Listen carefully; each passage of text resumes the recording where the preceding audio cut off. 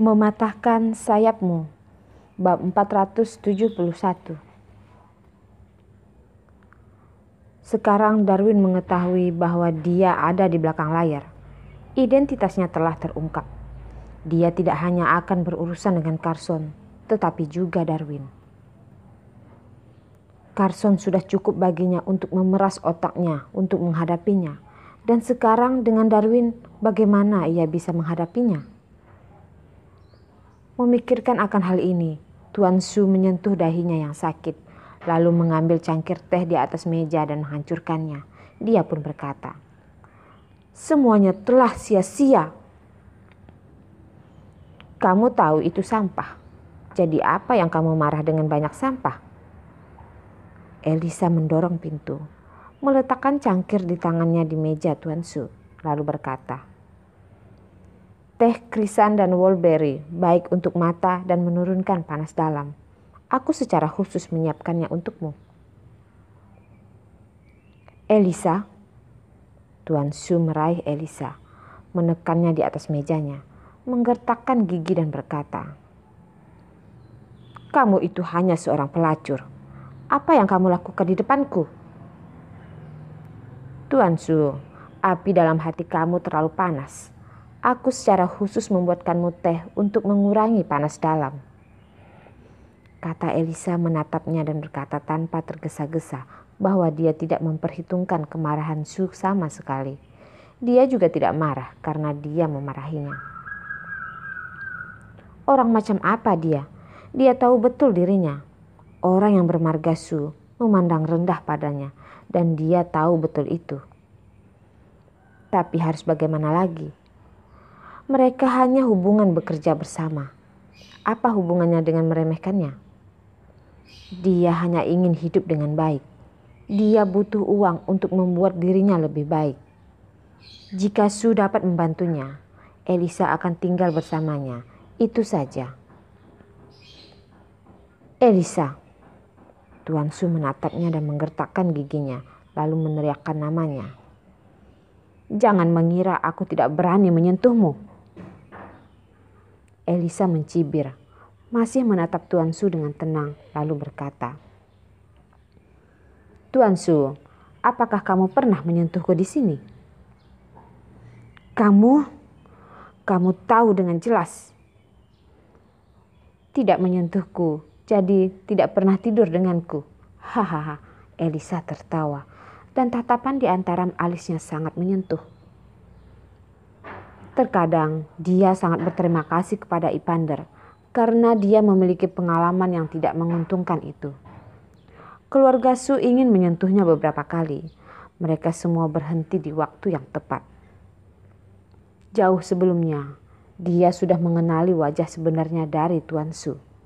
Di masa lalu, jika dia tidak memberinya sedikit petunjuk psikologis, mungkin Elisa tidak akan berani membunuh. Di masa lalu, jika dia bukan hantu dari nama keluarga, dia juga membela diri dan membunuh orang.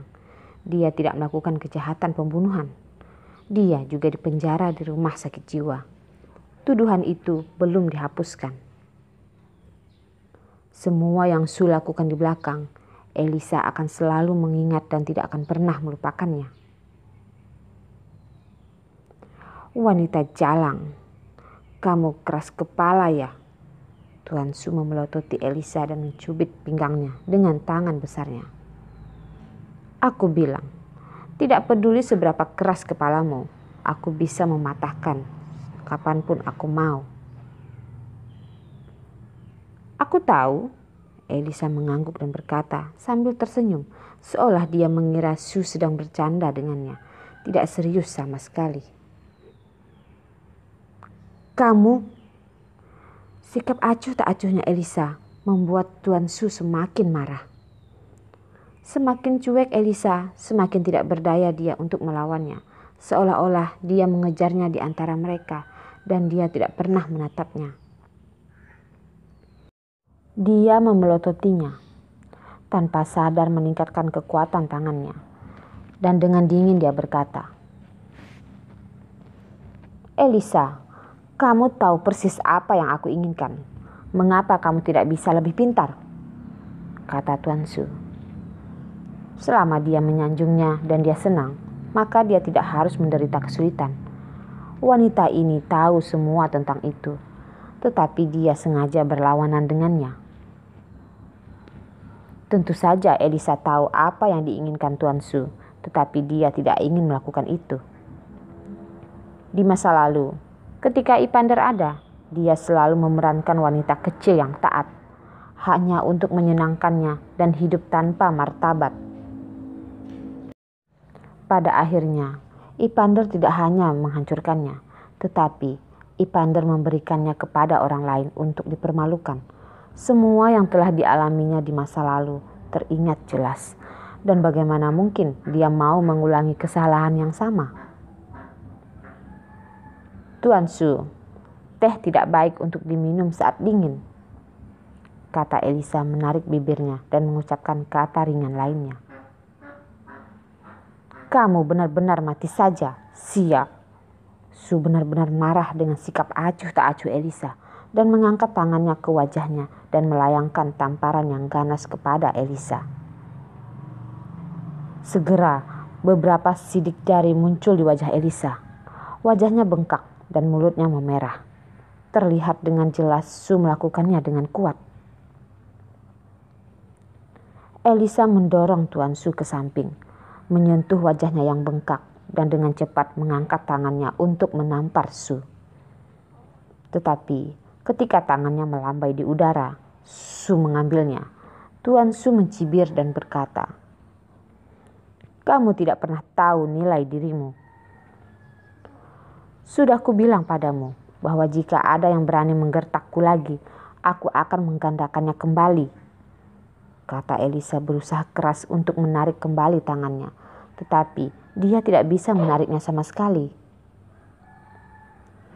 Tuan Su memegang pergelangan tangan Elisa dengan erat lalu berkata, "Elisa, jangan lupa bahwa segala sesuatu tentangmu ada di tanganku. Aku bisa mengeluarkanmu dari rumah sakit jiwa dan aku bisa menghancurkan segala sesuatu tentangmu kapan saja." Elisa tersenyum lalu berkata, "Terima kasih atas peringatan darimu, Tuan Su. Aku sudah tahu." Ya, dia ingin hidup dan ingin hidup dengan baik. Tuan Su tahu terlalu jelas tentang semua ini. Jadi, dia berhasil menangkap titik kelemahannya, sehingga Elisa hanya bisa tinggal di sisinya. Tuan Su menekannya ke dalam pelukannya, menundukkan kepalanya dan menciumnya dengan ganas. Ketika mereka berdua hampir tidak bisa bernapas, dia melepaskan Elisa. Dia menyentuh kepalanya dan berkata dengan suara dingin, "Elisa, apakah kamu suka atau tidak kita berdua berada di kapal yang sama? Ketika kapal terbalik, tidak ada yang bisa hidup kembali." Semua kegiatan ilegal yang dia lakukan itu akan selalu membawa Elisa dan melibatkan Elisa. Begitu sesuatu terjadi, tidak satu pun dari mereka yang bisa melarikan diri. Elisa tahu bahwa dia ingin memeluknya erat dan mengikatnya sehingga dia tidak bisa melakukan apapun di belakangnya jika terjadi sesuatu nanti.